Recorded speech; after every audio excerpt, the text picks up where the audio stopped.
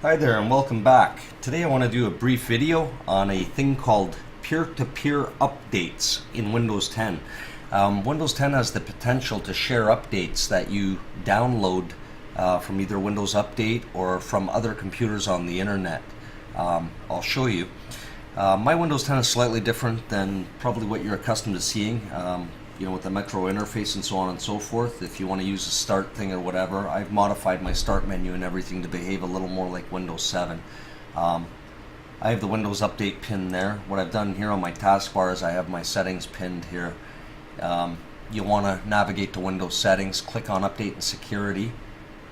Once you're inside there, click on Advanced Options. You'll want to scroll down a little bit and you're going to see an option here.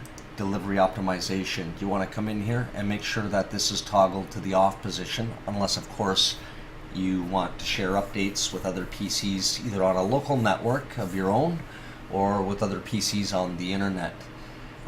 Furthermore, you can go in here, you can click on advanced options, and in here will allow you to control the upload and download bandwidth, and you can also set a capita there as well if you like. Aside from that, I just wanted to share that with you guys. I hope you find this interesting, and thanks for watching, and see you soon.